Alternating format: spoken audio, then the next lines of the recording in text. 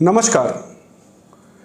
India आज दुनिया की 5वीं सबसे बड़ी इकॉनमी है और जल्द ही दुनिया की 3री सबसे बड़ी इकॉनमी बनने वाला है। हम दुनिया की फास्टेस्ट ग्रोइंग इकॉनमी है। यहाँ तक कि दुनिया के बड़े बड़े थिंक टैंक और इन्वेस्टमेंट बैंक्स कह रहे हैं कि इंडिया अगला इकोनॉमिक सुपर पावर है, अगला चाइना है और यहाँ तक कि चाइना से भी आगे निकलने का दम रखता है। तो क्या इन बातों में सच्चाई है? इन बातों में कितना दम है? चाइना के कंपैरिजन में हम आज कहाँ खड़े हैं? और चाइना जो कि 35-40 सालों पहले तक बिल्कुल हमारे जैसा था, वो आखिर यहाँ तक पहुँचा कैसे? और अगर वो वहाँ तक पहुँचा भी तो क्या उसकी सक्सेस को देखकर हम सीख कर कुछ चीज़ें रेप्लिकेट कर सकते हैं, कुछ मिस्टेक्स अवॉइड कर सकते हैं? क्या फैक्टर्स हैं जो इंडिया से इतनी उम्मीदें जगा रहे हैं और क्या इंडिया ये कर पाएगा?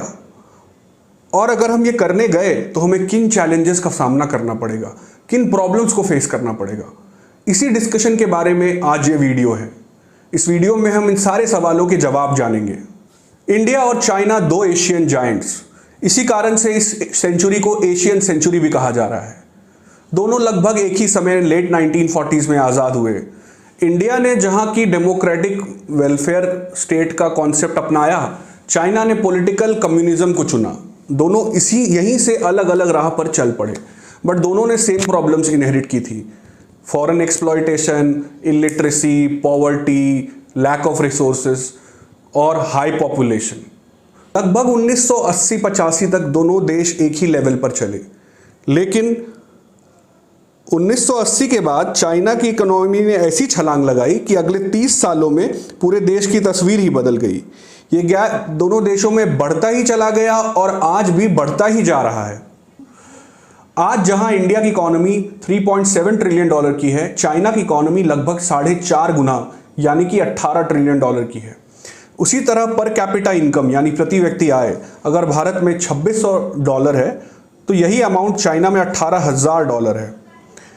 अगर हम फॉरेक्स रिजर्व की बात करें तो भारत का फॉरेक्स रिजर्व $626 बिलियन है, लेकिन चाइना के $3100 बिलियन, लगभग 4.5 गुना। लेबर प्रोडक्टिविटी इंडिया में अगर 5.2% है तो चाइना में ये 9% है। शहरीकरण यानी अर्बनाइजेशन अगर भारत में 36% है तो चाइना में यही 67% के आसपास है। अगर एफडीआई की बात करें तो जहां भारत में यह अमाउंट $33 बिलियन है, यही अमाउंट चाइना में $140 बिलियन के आसपास है, ठीक वही 4.5 गुना के आसपास। तो दोनों इकोनॉमीज में अंतर तो है और ये अंतर बढ़ता ही चला जा रहा है। बट हमने तो सुना था इंडिया एक फास्टेस्ट ग्रोइंग इकोनॉमी है, हमारे जैसे तो कोई ग्रो ही नहीं कर रहा। पर शायद चाइना के आगे हमारे सक्सेस और हमारे नंबर्स फिलहाल तो दोनों ही छोटे पड़ जाते। बट अगर हम ध्यान से सोचें तो चाइना ने ये सब किया कैसे? इसके हम थोड़े कारण जानते हैं कि चाइना ने आखिर ये सक्सेस हासिल कैसे की। सबसे पहले तो चाइना ने अपने इकोनॉमिक रिफॉर्म्स 1978 में ही कर दिए। माओ जेडोंग के बाद एक नया लीडर वहां उभरा जिसका नाम था डेंग जियाओपिंग। उन्होंने चाइना के पॉलिटिकल कम्युनिस्ट सिस्टम को मार्केट कैपिटलिज्म के साथ ऐसे कंबाइन किया कि देश तो अभी भी कम्युनिस्ट रहा, लेकिन इकोनॉमी जो है वो फॉरेन कैपिटल और टेक्नोलॉजी के लिए खुल गई। भारत से 14 साल पहले अपनी इकोनॉमी को फॉरेन इन्वेस्टर्स के लिए खोलना चाइना के लिए गेम चेंजर साबित हुआ। चाइना ने अपनी इकोनॉमी को खोलने के पहले ग्राउंड वर्क करके रखा था। उसने अपने हेल्थ और एजुकेशन में अच्छी इन्वेस्टमेंट की थी। उसका ह्यूमन कैपिटल तैयार था इस अपॉर्चुनिटी का फ़ायदा उठाने के लिए। स्किल वर्कफोर्स में डाल दिया गया था, अब बस ज़रूरी थी डिमांड और इन्वेस्टमेंट की। पॉपुलेशन चाइना की यंग थी 1970s में, तो डेमोग्राफी और डिमांड भी चाइना के फेवर में ही काम किया। फॉरेन कंपनीज के लिए इतना सस्ता और इतना स्किल्ड लेबर फायदे का सौदा था। ग्लोबलाइजेशन के वजह से डिज़ाइन किसी देश में, प्रोडक्शन किसी देश में और सेल किसी देश में हो रही थी। चाइना को इसका भरपूर फायदा मिला। ये तेज़ी से इंडस्ट्रियलाइज होने लगा और दुनिया की डिमांड को फुलफिल करने के लिए फैक्ट्री ऑफ द वर्ल्ड बन के उभरा। एक्सपोर्ट और इन्वेस्टमेंट की कंबाइंड स्ट्रैटेजी से इसकी इकोनॉमी को बहुत जंप मिला। इन 30 सालों की विंडो में दुनिया की इकोनॉमी भी ग्रो कर रही थी, तो एक्सटर्नल डिमांड की कोई प्रॉब्लम नहीं थी। वो डिमांड बढ़ती जा रही थी और चाइना उसको फुलफिल करने के लिए अपना प्रोडक्शन बढ़ाता जा रहा था। धीरे धीरे धीरे चाइना ने इस मार्केट में अपनी मोनोपोली बना ली। ग्रोथ को सस्टेन करने के लिए सबसे जरूरी है इन्वेस्टमेंट। इन्वेस्टमेंट बाहर से तो आ ही रहा था, सरकार भी क्योंकि कम्युनिस्ट थी, उसने लोगों की सेविंग्स को फोर्सफुली पूल करके बैंक्स को दे दिया ताकि बैंक्स ये कर्ज कॉर्पोरेट को दे सके और उससे इकोनॉमी में इन्वेस्टमेंट चलता रहे, जो कि उसके ग्रोथ को और प्रोपेल करे। Land policies, labour policies, human rights, इन सब की कोई प्रॉब्लम चाइना में नहीं थी क्योंकि वो कम्युनिस्ट स्टेट था। तो इन सारी पॉलिसीज को तोड़ मड़ोड़ करके मल्टीनेशनल कंपनीज के सहूलियत के हिसाब से मोड़कर उन्हें पेश कर दिया गया। तो उनके लिए ये बहुत ही अच्छा अट्रैक्टिव डेस्टिनेशन बन गया, जहां पे लेबर स्किल्ड है, पॉलिसी सारी फेवर में है, टैक्स स्ट्रक्चर कम है और इंटरनल डिमांड भी बहुत है। विदेशी कैपिटल अपने साथ लेटेस्ट टेक्नोलॉजी और लेटेस्ट बेस्ट प्रैक्टिसेस लेके आया, जो कि जल्द ही चाइनीज इकोनॉमी में धीरे धीरे फैल गई। तो चाइना ना ही केवल तेजी से इंडस्ट्रियलाइज हुआ, उसकी इकोनॉमी बहुत तेजी से मॉडर्नाइज भी हो गई। इस पूरे दौरान चाइना ने अपनी करेंसी को जानबूझकर डीवैल्यू करके रखा। करेंसी मतलब डॉलर से येन का कंपैरिजन। अगर चाइनीज करेंसी डॉलर के हिसाब से चीपर है तो ये उसके एक्सपोर्ट्स को और अट्रैक्टिव बनाता है मार्केट में, क्योंकि चाइना की ग्रोथ जो थी वो एक्सपोर्ट ड्रिवन थी, इसलिए उसने जानबूझकर अपनी करेंसी को मैनिपुलेट कर कर नीचे रखा, जो कि उसके एक्सपोर्ट्स को इंटरनेशनल मार्केट्स में और पुश करती थी। तो इन सभी कारणों से चाइना ने 30 सालों के अंदर अपने देश की पूरी तस्वीर बदल दी, गरीबी को पूरी तरह से लगभग मिटा दिया और आज वो एक मिडिल इनकम कंट्री है, $18,000 प्रति व्यक्ति आय के साथ। इसी के साथ ही चाइना ना केवल एक इकोनॉमिक पावर बनकर उभरा, एक मिलिट्री पावर भी बनकर उभरा और आज जियोपॉलिटिकल सर्कल्स में one of the most influential players है। चाइना आज खुद को भारत से कंपेयर नहीं करता, वो खुद को अमेरिका से कंपेयर करता है। जैसे भारत खुद को पाकिस्तान से कंपेयर नहीं करता, हम खुद को चाइना से कंपेयर करते हैं। तो चाइना और भारत में अभी एक बड़ा अंतर है और वो अंतर इतनी जल्दी नहीं मिटने वाला। तो अब सवाल ये उठता है कि अगर हमारा पड़ोसी चाइना ये इकोनॉमिक मिरेकल कर सकता है तो हम क्यों नहीं। लेकिन ये सवाल पूछने से पहले हमको कुछ सवाल खुद से पूछने चाहिए कि क्या हम तैयार हैं, क्या हम में पोटेंशियल है, क्या हमने वो प्रॉब्लम सॉल्व कर ली हैं जो इस अपॉर्चुनिटी का फायदा उठाने के लिए बहुत ज़रूरी है। तो अब इंडिया के इस ड्रीम को इवैल्यूएट करते हैं कि क्या हम ये अचीव कर पाएंगे या नहीं। इंडिया में पोटेंशियल है, सिनेरियो बन रहे हैं। इंडिया ने अपनी जीडीपी को पिछले 10 सालों में 74% से ग्रो किया है। हमारा economic growth rate at an average 7.5% रहा है। ऊपर से हमारा इकोनॉमिक बेस लगभग 3.25 ट्रिलियन का है। ये ग्रोथ जब इस बड़े बेस पर काम करती है तो मल्टीप्लायर इफेक्ट लगता है, इकोनॉमी जल्दी बड़ी होती है। अगर हम इस 7-8% या double digit growth most preferably maintain कर पाएँ तो हम बाय 2050 एक मिडिल इनकम कंट्री बन जाएंगे, मतलब कि हमारी पर कैपिटा इनकम $20,000 के लगभग हो जाएगी। दूसरी बात कि India economy consumption driven economy है। जैसे कि आप जीडीपी की इक्वेशन को जानते हैं, जीडीपी की इक्वेशन होती है investment plus consumption plus net exports. तो कंजम्पशन ही इंडियन जीडीपी का 60% है। 60% डिमांड ड्रिवन इंटरनल है, मतलब हमारा डोमेस्टिक मार्केट इतना बड़ा है जो कि इकोनॉमी को ड्राइव करता है। तो हम एक्सटर्नल शॉक्स, रिसेशन, इनसे थोड़े प्रूफ रहते हैं। तो अगर जैसे जैसे इनकम्स बढ़ेंगी हमारे देश में, ये कंजम्पशन ड्रिवन इकोनॉमी और मजबूत होगी और इंडिया को एक्सटर्नल शॉक से बचाएगी। ये भी इंडिया के बारे में एक बहुत ही पॉजिटिव बात। तीसरा फैक्टर है इंफ्रास्ट्रक्चर। फिजिकल इंफ्रास्ट्रक्चर इंडिया में अब उस लेवल पर पहुंच चुका है कि अब वो इकोनॉमी को पुश दे सके।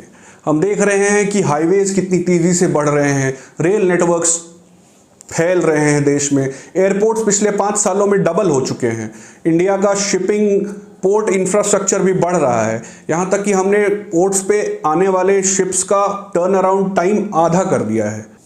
यही नहीं, ब्रिजेस और डेडिकेटेड फ्रेट कॉरिडोर और बहुत सारे गति शक्ति के इनिशिएटिव्स जो हैं वो इंडिया के लॉजिस्टिक्स कॉस्ट को कम करेंगे, जो कि इंडिया की जीडीपी को और पुश देगा।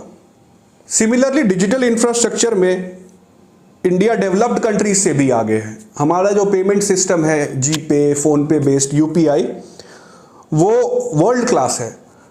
तो जैसे ही पैसे की मूवमेंट का फ्रिक्शन इकोनॉमी में कम होता है, लोगों की साइड से एक्सपेंडिचर बढ़ जाता है, जो कि इकोनॉमी को और ड्राइव करता है। चौथा कारण है डेमोग्राफिक डिविडेंड। इंडिया की एवरेज एज अभी 28 से 29 साल के बीच में है। ये इंडिया के लिए अपॉर्चुनिटी है। क्यों अपॉर्चुनिटी है? क्योंकि इंडिया में कमाने वाले लोग ज़्यादा हैं उनके बनिस्बत जो कि उन पर डिपेंडेंट है, यानी कि 0 से 15 के आयु में बच्चे और 60 प्लस आयु में बुजुर्ग। इसको डिपेंडेंसी रेशियो कहते हैं कि कमाने वालों के प्रतिशत में कितने वो लोग हैं जो उन पर डिपेंडेंट हैं। क्योंकि इंडिया की पॉपुलेशन इतनी यंग है तो ज़्यादा से ज़्यादा लोग इकोनॉमी में पार्टिसिपेट कर पाएंगे, जीडीपी को और पुश कर पाएंगे। अगर इसी चीज़ को हम कंपेयर करें फॉरेन कंट्रीज से, तो आज चाइना की एवरेज एज 40 है, जर्मनी की एवरेज एज 47 है, जापान की एवरेज एज 50 है, और यहाँ तक कि यूएस जो कि माइग्रेशन से अपनी एवरेज एज को नीचे रखता है, उसकी एवरेज एज भी 40 है। तो अगर इस पॉपुलेशन को डिमांड दी जाए और इस पॉपुलेशन को अगर इन्वेस्टमेंट दी जाए तो ये पॉपुलेशन पूरी दुनिया का फैक्ट्री ज़रूर बन सकता है।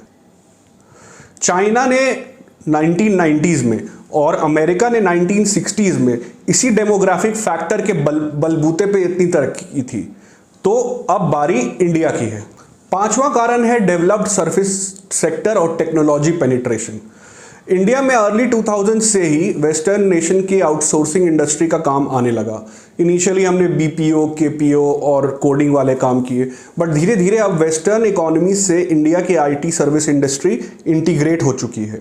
अब वहाँ के बेस्ट प्रैक्टिसेस और वहाँ की टेक्नोलॉजी इंडिया में आ रही है, क्योंकि इंडिया इतना बड़ा मार्केट भी है और यहाँ पे इतना बड़ा टैलेंट पूल है।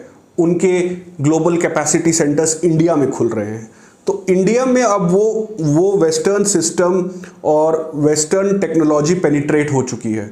तो अब अगली बड़ी कंपनीज, अगले गूगल, अगले फेसबुक, उम्मीद है कि वो इंडिया से निकलेंगे जो पूरे वर्ल्ड में अपना मार्केट कैप्चर करेंगे। एंटरप्रेन्योरशिप का बढ़ता हुआ कल्चर, यूथ की रिस्क टेकिंग एबिलिटी जो कि बढ़कर सामने आई है, प्लस फंडिंग की अवेलेबिलिटी। इंडिया में पूरे वर्ल्ड में सेकेंड लार्जेस्ट फंडिंग अवेलेबल थी पिछले कुछ सालों में।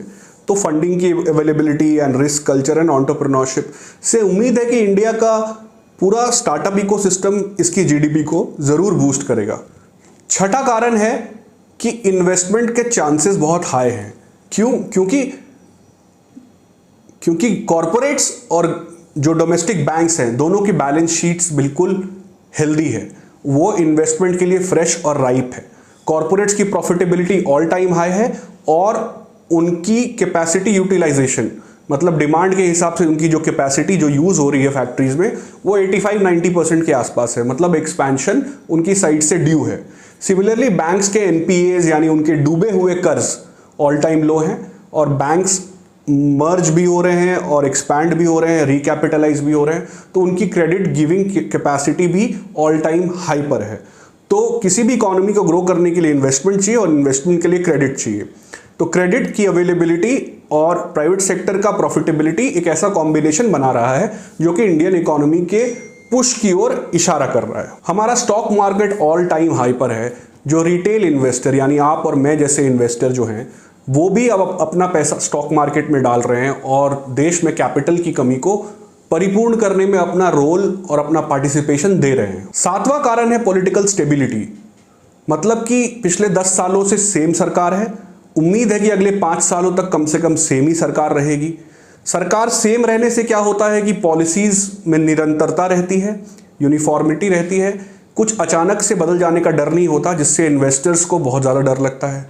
सेकेंडली, जो फुल मेजॉरिटी गवर्नमेंट होती है वो बोल्ड रिफॉर्म्स लेने की ताकत रखती है, वो पॉलिटिकल इकोनॉमी को ढंग से संभालती है और जो इकोनॉमी के लिए ज़रूरी फैसले हैं वो लेने की हिम्मत वो दिखा सकती है। 8वां कारण है जियोपॉलिटिकल राइज ऑफ इंडिया और डिस्ट्रस्ट फॉर चाइना। आज इंडिया वर्ल्ड्स लार्जेस्ट डेमोक्रेसी है। मैं वेस्टर्न डेमोक्रेसी से इसके नेशंस से इसके रिश्ते बहुत अच्छे हैं और उन सभी नेशंस को चाइना का राइज पसंद नहीं आ रहा है। एक डिस्ट्रस्ट उत्पन्न हो रहा है चाइना के प्रति, स्पेशली कोविड के बाद से। तो चाइना में जितनी कंपनीज इन्वेस्टेड हैं या उनके वैल्यू चेन्स के पार्ट चाइना में लाई करते हैं, वो एक अल्टरनेटिव ढूंढ रहे हैं। इसको चाइना +1 पॉलिसी कहते हैं कि सारी डिपेंडेंसी हम चाइना पर नहीं रख सकते। तो एक alternative cheap good investment destination के रूप में इंडिया उभर सकता है।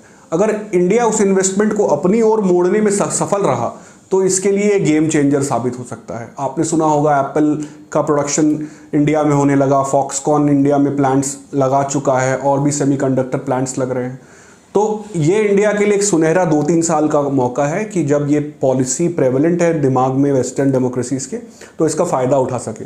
बट इसमें कंपटीशन वियतनाम से आ रहा है, इसमें कंपटीशन इंडोनेशिया से आ रहा है, इसमें कंपटीशन फिलीपीन से आ रहा है, तो ये उतना आसान नहीं है जितना लगता है, बट ये अपॉर्चुनिटी ज़रूर है। अगर इन सारी अपॉर्चुनिटीज़ का फ़ायदा इंडिया उठा पाया तो हम ज़रूर अपने ड्रीम को फुलफिल कर पाएंगे। लेकिन ये सब करने के लिए हमारे पास 25 से 30 साल का ही विंडो है, जब तक हमारी पॉपुलेशन यंग है। 25 से 30 साल में हमारा एवरेज एज भी 40 क्रॉस कर जाएगा। तो जब एवरेज एज 40 क्रॉस कर जाता है तो इकोनॉमी में एक स्लंप आना ही आना है। वो हर एक कंट्री के साथ हुआ है, इंडिया के साथ भी होगा। तो ऐसा ना हो कि India grows old before it grows rich. तो ये अगले 25 साल जो अमृत काल का हमें विजन दिया गया है, वो बिल्कुल इससे अलाइन करता है कि हमारे डेमोग्राफिक फैक्टर्स पुकार रहे हैं कि हम सारे सही स्टेप्स लें और इंडिया को उस हाइट तक पहुंचा सके। उस प्रॉमिसिंग फ्यूचर के बस सपने देखने से वो हमारे सामने प्रकट तो हो नहीं जाएगा। उसके लिए हमें बहुत सारे सही स्टेप्स लेने होंगे और बहुत सारे चैलेंजेस से भी डील करना पड़ेगा और कई प्रॉब्लम्स को सॉल्व करना पड़ेगा। चलते चलते नई प्रॉब्लम्स आएंगी, उनसे भी डील करना पड़ेगा। तो अब इन चीज़ों को समझते हैं कि क्या चैलेंजेस हैं जो इंडिया को डील करने पड़ेंगे उस पॉइंट तक पहुंचने के लिए, और वो हमारी ग्रोथ स्टोरी को डीरेल करने का पोटेंशियल रखते हैं। पहला कारण है लैक ऑफ कैपिटल, पैसे की कमी। जैसा कि अपने जीडीपी इक्वेशन में हमने देखा कि जीडीपी बराबर investment plus consumption plus exports, right. तो एक्सपोर्ट्स तभी बढ़ेंगे जब इन्वेस्टमेंट होगा, प्रोडक्शन कैपेसिटी आपकी मल्टीप्लाई होगी। कंजम्पशन तभी बढ़ेगा जब इनकम इंक्रीज होगी। तो इन्वेस्टमेंट ही वो लीवर है जिससे इकोनॉमी टर्बो चार्ज होती है। चाइना के केस में भी ऐसा ही हुआ था। बाकी जितनी इकोनॉमीज़ है, एशियन इकोनॉमीज़, सिंगापुर और ईस्ट एशियन कंट्रीज़, उनमें भी ऐसा ही हुआ कि इन्वेस्टमेंट ने ही इकोनॉमी को पुश दिया। अब देश में इन्वेस्ट करने के लिए कैपिटल की कमी है क्योंकि सरकार के पास रिसोर्सेज लिमिटेड है, वेलफेयर के लिए भी पैसे खर्च करने हैं, मिलिट्री एक्सपेंडिचर के लिए पैसे खर्च करने हैं, तो सरकार लिमिटेड एक्सपेंडिचर ही कर पाती है इन्वेस्टमेंट में। प्राइवेट सेक्टर भी इंडिया का इतना एबल नहीं है कि वो सारा इन्वेस्टमेंट खुद ही पुश कर सके। तो इस सारी इन्वेस्टमेंट की कमी को कौन पूरा कर सकता है? Foreign capital. Foreign capital India में आ रहा है, तेज़ी से बढ़ भी रहा है, बट आज भी ये जीडीपी का 1.3% ही है। ये काफ़ी नहीं है हमारे इंजन को उस तरह से पावर करने के लिए कि जहां हम जाना चाहते हैं हमें वहां तक पहुंचा सके। इकोनॉमिक्स में एक कॉन्सेप्ट होता है ICOR, incremental capital on return. मतलब कि 1% अगर मुझे जीडीपी को ग्रो कराना है तो मुझे कितना प्रतिशत इन्वेस्टमेंट करना पड़ेगा। इंडिया में ये फैक्टर 4 के बराबर है। मतलब कि अगर हम 4% इन्वेस्ट करते हैं तो जीडीपी 1% ग्रो करता है। पिछले कई सालों से ये इन्वेस्टमेंट परसेंट हमारी जीडीपी में 25 से 30% के बीच में ही रहा है, इसीलिए ग्रोथ भी 7, 6.5, 7 इसी प्रकार की रही है। तो इंडिया को अगर पुश करना है अपनी ग्रोथ को डबल डिजिट में या हाई सिंगल डिजिट्स में, तो ये इन्वेस्टमेंट परसेंट को कहीं ना कहीं 36-40% ऑफ जीडीपी तक ले जाना ही पड़ेगा। हमारे बैंक्स भी छोटे हैं, इकोनॉमी की क्रेडिट रिक्वायरमेंट को पूरा नहीं कर पाते हैं। यहाँ तक कि जो MSME सेक्टर है, यानी कि लघु मध्यम एवं लघु उद्योग, उसकी क्रेडिट रिक्वायरमेंट आज के दिन में $590 बिलियन के आसपास है। बट बैंक्स उनको छू ही नहीं पा रहे हैं क्योंकि वो इनफॉर्मल सेक्टर का पार्ट है। उनका अधिकतर बिजनेस कैश में है और क्रेडिट पे है, तो वो बैंक्स से क्रेडिट लेने के लिए एलिजिबल नहीं हो पाते। जबकि आपको जान के हैरानी होगी कि वो जीडीपी का 28% हिस्सा MSME सेक्टर से आ रहा है और हमारे एक्सपोर्ट्स का 50% हिस्सा उसी MSME सेक्टर को आ रहा है, लेकिन उसको इन्वेस्टमेंट के लिए कैपिटल हम प्रोवाइड नहीं कर पा रहे। तो इंडिया को ये प्रॉब्लम ज़रूर से सॉल्व करनी पड़ेगी, तभी हमारी जीडीपी ग्रोथ का इंजन आगे बढ़ पाएगा। दूसरा चैलेंज है फॉरेन इन्वेस्टमेंट को अट्रैक्ट करना। फॉरेन इन्वेस्टमेंट आपके देश में क्यों आएगा? फॉरेन इन्वेस्टमेंट आपके देश में 2 कारणों से आएगा। पहला कि आपके देश में रिटर्न जो है पैसे पर वो सबसे अट्रैक्टिव हो। मतलब कि पूरी दुनिया में मैं अगर पैसा लगाऊं कहीं भी, तो इंडिया में मुझे सबसे तेज़ी से मेरा पैसा मल्टीप्लाई हो। तो आज इंडिया तेज़ी से ग्रो कर रहा है तो वो प्रॉब्लम तो लगभग सॉल्व है कि हम अट्रैक्टिव तो हैं कंपेयर टू अदर कंट्रीज। दूसरा कारण है कि कैपिटल तभी आएगा इंडिया में जब उसको बिजनेस सेटअप करने में आसानी होगी, उसको इतने सारे लॉज और कंप्लायंसेस और ये सब नहीं झेलने होंगे, तभी वो आकर अपना इन्वेस्टमेंट इंडिया में लगाएगा। कि इंडिया का डोमेस्टिक मार्केट बड़ा है तो कुछ भी प्रोड्यूस करो तो यहाँ पे डिमांड उसको एब्जॉर्ब कर सकती है और ये एक्सपोर्ट हब भी बन सकता है पूरे एशियन मार्केट के लिए, तो वो एक अच्छी बात है। पर इंडिया एक डेमोक्रेसी है, यहाँ कॉरपोरेट के प्रो कोई पॉलिसी बनती है तो उसका बैकलैश आता है, पब्लिक प्रोटेस्ट होते हैं। इसी को पॉलिटिकल इकोनॉमी कहते हैं कि आप इकोनॉमी में के लिए जो सही चीज़ भी करेंगे तो उसको पॉलिटिकली कैसे आप जस्टिफाई करोगे, कैसे पब्लिक को सेल कर पाओगे। तो इस पॉलिटिकल इकोनॉमी को मैनेज करना भी बहुत इंपॉर्टेंट है इंडिया के लिए। जैसा कि हम जानते हैं कि लैंड एक्विजिशन सरकार ने पास किया, लेबर कोड्स सरकार ने पास किए, फार्म लॉ सरकार ने पास किए, बस लेकिन इसी पॉलिटिकल इकोनॉमी की वजह से वो ये पॉलिसीज़ को इम्प्लीमेंट नहीं कर पाए। तो अगर आपको अट्रैक्टिव बनना है compare to rest of the world तो आपके लिए आपकी ये पॉलिसीज़ कॉरपोरेट्स के लिए आसान होनी चाहिए, नहीं तो वो अपना पैसा कहीं और जाके लगा देंगे। इन्वेस्टमेंट को प्रमोट करने के लिए अगर सरकार कोई टैक्स रिलीफ या प्रो कॉरपोरेट पॉलिसी लाती है तो उसको जल्द ही सूट बूट की सरकार ब्रांड कर दिया जाता है हमारे इंडियन पॉलिटिक्स में। लेकिन आपको और हमको ये समझना होगा कि इकोनॉमी में ग्रोथ के लिए इन्वेस्टमेंट यानी पैसा चाहिए। वो पैसा न सरकार के पास है न सिटीजन्स के पास, वो पैसा सिर्फ और सिर्फ कॉरपोरेट के पास है। तो वो पैसा वो तभी लगाएंगे जब उनको इंसेंटिवाइज किया जाएगा। इसीलिए पॉलिटिकल इकोनॉमी को इकोनॉमिक प्रायोरिटीज़ के साथ सरकार अगर मैनेज कर पाएगी तभी हम अपनी जीडीपी को पुश कर पाएंगे। डेमोग्राफिक डिविडेंड की हमने बात की कि यही मौका है, पॉपुलेशन यंग है, बट इंडिया की पॉपुलेशन के साथ प्रॉब्लम ये है कि क्वालिटी एजुकेशन और स्किल एक माइनॉरिटी, एलीट माइनॉरिटी के पास ही है। बाकी पॉपुलेशन ना तो स्किल्ड है इंडस्ट्री के हिसाब से, ना तो एजुकेशन में वो क्वालिटी है। आज भी हम अपनी एजुकेशन में बस जीडीपी का लगभग 3% खर्च करते हैं, जो कि बहुत ही कम है। अगर यही हमारा रिसोर्स है जो हमें यहाँ से वहाँ ले जाएगा तो इस रिसोर्स को इक्विप करना, इस रिसोर्स को स्किल करना हमारा बहुत ही ज़रूरी उद्देश्य बनकर सामने उभरता है। तो इंडिया को इसमें स्पेंड करना होगा अपने एजुकेशन, हेल्थ। अगर हमें इस विंडो ऑफ अपॉर्चुनिटी का फ़ायदा उठाना है तो हमारे ह्यूमन रिसोर्सेज को इक्विप करना ही एकमात्र ऑप्शन है। उससे भी ज़्यादा चिंताजनक बात यह है कि इंडिया में labour force participation rate women का, यानी महिलाओं की भागीदारी लेबर फोर्स में लगभग 20% के आसपास है, जिसको अगर हम दुनिया की इकोनॉमी से कंपेयर करें तो ये बहुत ही कम है। इनफैक्ट ये बांग्लादेश जैसी कंट्रीज से भी कम है। तो हमारी विमेन पढ़ तो रही हैं पर वो लेबर फोर्स में पार्टिसिपेट नहीं कर रही। तो अगर हमारी आधी आबादी इकोनॉमी में पार्टिसिपेट ही नहीं करेगी तो हम इस डेमोग्राफिक डिविडेंड और यूथ पॉपुलेशन का फ़ायदा कैसे उठाएंगे, हम अपने एडवांटेज को अनफेयरली कैसे प्ले कर पाएंगे। तो बहुत ज़रूरी है कि वुमेन को वर्क फोर्स में खींच कर लाया जाए। यहाँ तक कि अगर वुमेन को खींच करके लाया जाए वर्क फोर्स में, इस 20% को 40, 45, 50 तक भी पहुँचाया जाए तो that will bring additional 3 to 4% of growth in are GDP. तो ह्यूमन कैपिटल या ह्यूमन रिसोर्स में हमें क्वांटिटी और क्वालिटी दोनों की प्रॉब्लम्स को सॉल्व करना पड़ेगा, तभी हम इस अपॉर्चुनिटी का फ़ायदा उठा पाएंगे। अगला कारण है गवर्नमेंट डेट। भारत में सेंटर और स्टेट्स मिलाकर जितना कर्जा है सरकारों पे वो 82% ऑफ जीडीपी है। मतलब 82% of GDP is government debt. Government debt ज़्यादा होने से क्या होता है? ये होता है कि सरकार की कमाई का एक बहुत बड़ा हिस्सा इंटरेस्ट पेमेंट में चला जाता है, तो सरकार इन्वेस्ट ही नहीं कर पाती। उसके जो रोज़मर्रा के खर्चे हैं और इंटरेस्ट पेमेंट और वेलफेयर सब्सिडी, इन सब के बाद सरकार के पास पैसे ही नहीं बचते कि वो इन्वेस्ट कर सके। एक और प्रॉब्लम ये होती है कि सरकार और प्राइवेट सेक्टर दोनों के लिए कर्जा लेने के लिए बैंक्स कॉमन है। तो सरकार अगर ज़्यादा कर्जा उठाती है तो प्राइवेट सेक्टर के लिए कर्ज लेने की स्पेस घट जाती है। इसको इकोनॉमिक्स में क्राउडिंग आउट कहते हैं। इस क्राउडिंग आउट से प्राइवेट सेक्टर की इन्वेस्टमेंट कैपेसिटी पे भी फर्क पड़ता है। तीसरी बात यह है कि सरकार के ज़्यादा कर्ज लेने से देश में इन्फ्लेशन यानी महंगाई का खतरा होता है, और जहां महंगाई आई वो इकोनॉमिक ग्रोथ की एक नंबर की दुश्मन है, क्योंकि महंगाई को कंट्रोल करने के लिए इंटरेस्ट रेट्स बढ़ाने होंगे और इंटरेस्ट रेट्स बढ़ते ही कर्जा महंगा हो जाएगा, तो इन्वेस्टमेंट कहाँ से होगा। तो इस नेशनल डेट को कंट्रोल करना और महंगाई को बैलेंस करना हमारा एक और चैलेंज है जिसको डील करके ही हम आगे बढ़ पाएंगे। अगला चैलेंज है एनवायरमेंटल डैमेज।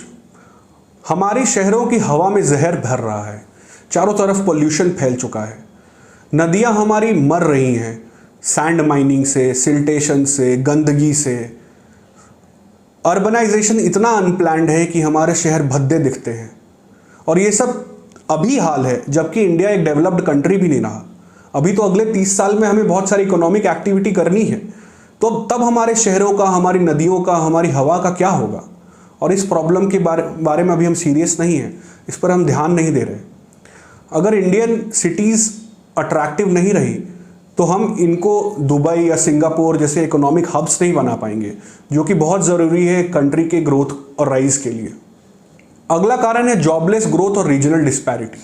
मतलब इंडियन इकोनॉमी ग्रो तो कर रही है बट वो उतने जॉब्स नहीं क्रिएट कर रही जो इस यूथ पॉपुलेशन को फुल्ली एंगेज कर पाए। मतलब कि पूरी दुनिया में ऐसा हुआ कि पहले इकोनॉमीज एग्रीकल्चर सेक्टर में एंगेज थी, सारा का सारा मैन पावर एग्रीकल्चर में एंगेज था। जैसे जैसे इंडस्ट्री बढ़ी, एग्रीकल्चर में जो एक्सेस मैन पावर था वो इंडस्ट्री में आ गया। जैसे टेक्नोलॉजी एग्रीकल्चर में घुसी, कम लोग मिलकर भी उतनी पैदावार कर पा रहे थे, तो एडिशनल मैन पावर इंडस्ट्री ने एब्जॉर्ब कर लिया। फिर जैसे शिक्षा का लेवल बढ़ा, सर्विसेज की ओर घूम गए। बट इंडिया में ये सेकेंड स्टेज कंप्लीटली स्किप हो गया। लोग एग्रीकल्चर करते करते अगली जनरेशन सर्विसेज सेक्टर में आ गई और इंडस्ट्रीज डेवलप ही नहीं हो पाई। हमारे इंडस्ट्रियल स्ट्रक्चर का कॉस्ट इतना है ही नहीं कि हम compete कर पाएं ग्लोबली। इनफैक्ट जीडीपी के परसेंटेज में एक बहुत भी बड़ा डिक्लाइन देखा गया है कि इंडस्ट्रीज आज 12-13% पे ही हैं, जिसको लगभग 30% तो होना चाहिए। जीडीपी का 30% अगर इंडस्ट्रीज नहीं होंगी तो हम इतने बड़े यूथ पॉपुलेशन को एम्प्लॉय ही नहीं कर पाएंगे। अगर हम उनको एम्प्लॉय नहीं कर पाएंगे तो इनकम सबकी नहीं बढ़ेंगी। तो इंडिया में ग्रोथ तो होगा बट वो इंक्लूसिव नहीं होगा, सब लोग उस ग्रोथ का हिस्सा नहीं बन पाएंगे। इससे सोशल इनइक्वालिटी बढ़ेगी और उससे सोशल अराजकता आने का भी डर है। ऑल्सो अगली प्रॉब्लम है रीजनल डिस्पैरिटी की। मतलब बिहार के राज्य सारे एक समान नहीं है। साउथ के स्टेट्स इंडस्ट्रियलाइज्ड हैं, अमीर हैं compare to northern states. Bihar का पर कैपिटा इनकम $700 है, जो कि अफ्रीका के गरीब देशों से भी कम है, जबकि तेलंगाना और तमिलनाडु ये सब $3,000-3,500 पे हैं, लगभग 4 गुना 5 गुना आय पर है ये। साउथ के स्टेट्स इंडस्ट्रियलाइज्ड हैं, फॉरेन कैपिटल भी अट्रैक्ट कर रहे हैं, इनमें एक कॉम्पिटिशन भी है कि प्लांट मेरे यहाँ लगे, मेरे यहाँ लगे, मेरे यहाँ लगे। बट नॉर्थ के स्टेट्स अभी भी इसके लिए जागे नहीं हैं। तो अगर इसी तरह होता रहा तो अभी कर्नाटका के सीएम के भाई का स्टेटमेंट आया था कि कर्नाटका से इतना सारा टैक्स जा रहा है और वो इंडिया के गरीब नॉर्थ स्टेट्स में स्पेंड हो रहा है, कर्नाटका का लॉस हो रहा है। तो ये फॉल्ट लाइंस जो हैं north versus south, industrialise versus non industrialise states, ये और गहरी होंगी अगर हम रीजनल डिस्पैरिटी को एड्रेस नहीं करेंगे। तो नॉर्दर्न स्टेट्स चीप लेबर का सोर्स बन जाएंगी सदर्न स्टेट्स के लिए, जो कि हो भी रहा है। तो हमको इस प्रॉब्लम को भी गहराई से सॉल्व करना होगा। अगला चैलेंज है इंडिया का ब्रोकन जुडिशियल सिस्टम। मतलब कि इंडिया में लीगल कॉन्ट्रैक्ट इन्फोर्समेंट बहुत ही मुश्किल है। कोई भी कमर्शियल डिस्प्यूट या डिस्प्यूट लेके कंपनीज अगर जाती है कोर्ट्स में तो उनको 4 साल, 5 साल, 10 साल भी लग जाते हैं। तो 4, 5, 10 साल में मार्केट, कॉम्पिटिटर, प्रोडक्ट कहाँ से कहाँ पहुँच जाता है। कोई भी फॉरेन कंपनी या बड़ी कंपनी इस डीले के लिए तैयार नहीं है। तो हमको अपने जुडिशियल सिस्टम को रिफॉर्म करना पड़ेगा और मेजर्स लाने पड़ेंगे आउट ऑफ कोर्ट सेटलमेंट के, आर्बिट्रेशंस के और अन्य तरीके से, ताकि कॉन्ट्रैक्ट इन्फोर्समेंट को हम अच्छा कर सकें। तभी कंपनीज यहाँ इन्वेस्ट करने में कॉन्फिडेंट फील करेंगी। अगला चैलेंज है वीक ग्लोबल डिमांड। अभी दुनिया की इकोनॉमी 2 से 3% से ही ग्रो कर रही है। जब भारत ने 2003 से 13 में अच्छा ग्रोथ किया था 9% का, तो दुनिया की इकोनॉमी 6 से 7% से ग्रो कर रही थी। चाइना ने जब 30 साल अच्छा ग्रो किया तो दुनिया की इकोनॉमी अच्छा ग्रो कर रही थी। आज दुनिया की इकोनॉमी कम ग्रो कर रही है, तो इस सिनेरियो में भारत के लिए 7, 7.5 भी ग्रो करना कठिन है। तो हम उम्मीद कर सकते हैं कि एक्सटर्नल इकोनॉमी सुधरेगी, डिमांड सुधरेगा, जिसके द्वारा इंडियन इकोनॉमी को थोड़ा पुश मिलेगा। तो ये फैक्टर हमारे कंट्रोल में तो नहीं है, बट हम इसकी उम्मीद ज़रूर कर सकते हैं कि अगर ये अच्छा गया तो ये एक चैलेंज हमारे लिए कम होगा डील करने को। चाइना और पाकिस्तान एक तो सुपर पावर है जिससे हमारा सीमा पर विवाद है, और दूसरा एक ऐसा स्टेट है जिसकी पूरी मिलिट्री की स्ट्रैटेजी इंडिया सेंट्रिक है। तो इंडिया को टू फ्रंट वॉर के लिए प्रिपेयर होना पड़ता है कि दोनों ने साथ अटैक कर दिया तो हम खुद को कैसे डिफेंड करेंगे।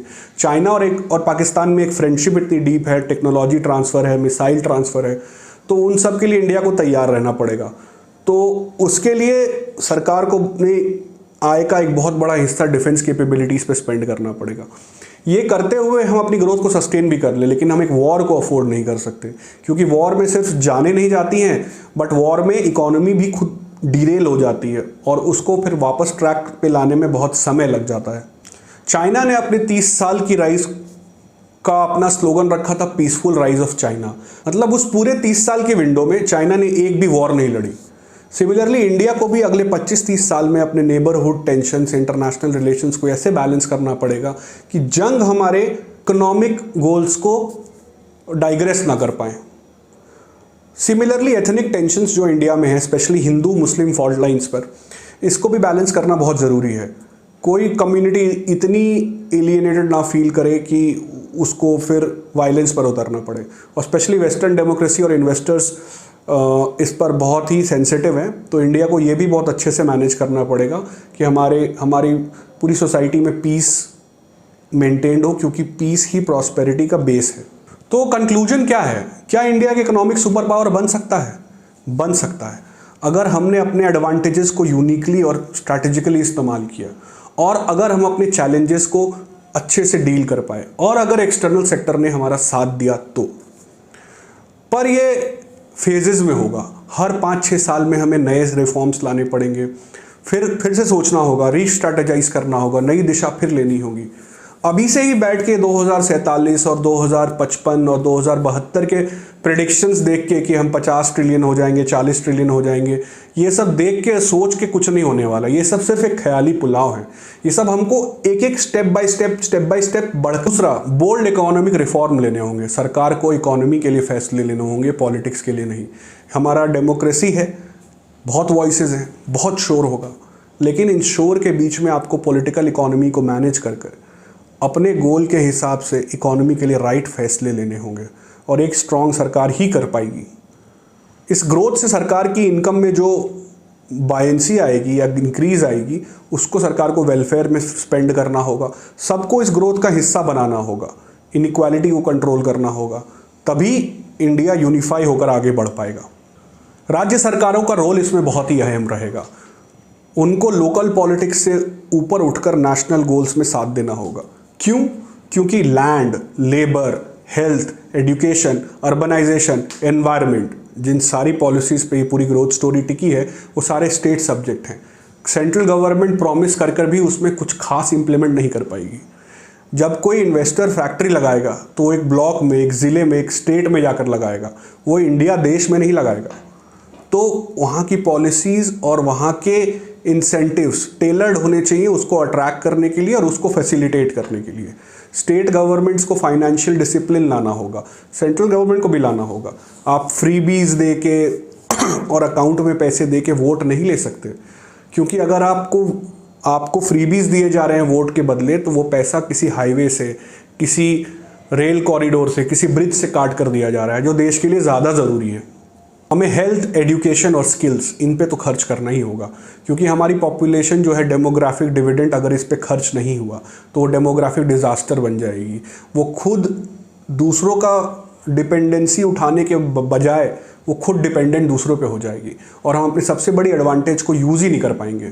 तो इन तीनों सेक्टर्स पे खर्च करना सरकार की प्रायोरिटी होनी ही होनी चाहिए। आखिरी कि रीजनल और आंतरिक पीस रखना होगा, हमारे नेबर्स से हमें पीस रखना होगा, सोसाइटी में पीस रखना होगा। पीस के बेसिस पे ही इकोनॉमी बेस्ड है, तो वो पीस अगर हम मेंटेन कर पाए तो हम इस राह पर आगे बढ़ पाएंगे। कोई भी देश पहले अपनी इकोनॉमिक मसल को डेवलप करता है, उसके बाद ही सुपर पावर बनने की एम्बिशंस की ओर बढ़ता है। दुनिया में सारे देशों ने ऐसा ही किया। तो भारत को भी पहले अपनी इकोनॉमिक मसल को डेवलप करना होगा। चाइना ने जो गलतियां की, उन गलतियों को अवॉइड करना होगा, और जो चाइना ने सही काम किए उनसे सीख कर उनको अपने कॉन्टेक्स्ट में रीअप्लाई करना होगा। आज हमने डिस्कस किया कि क्या भारत एक इकोनॉमिक सुपर पावर बन सकता है। इस डिस्कशन से आपको इसके पीछे के सारे फैक्टर्स और ड्राइवर्स और चैलेंजेस के बारे में पता चला। मैंने आपको इसके पीछे की पूरी तस्वीर दिखाने का प्रयास किया है। उम्मीद है आपको ये प्रयास पसंद आया हो। अब भारत इस पथ पर कैसे आगे बढ़ेगा और कैसे इन चैलेंजेस और अपॉर्चुनिटीज़ के मिक्स में अपने गोल तक रीच करेगा, ये देखने योग्य बातें होगी। धन्यवाद। Thanks for watching the video. उम्मीद है आपको वीडियो पसंद आया होगा। इस वीडियो में मैंने अपने विचार रखे हैं, आप भी कमेंट्स में अपने विचार रखकर मुझसे इसके बारे में डिस्कशन कर सकते हैं। हमारा चैनल नया है, उम्मीद है आपको पसंद आ रहा है। अगर आपको पसंद आ रहा है तो लाइक और सब्सक्राइब कर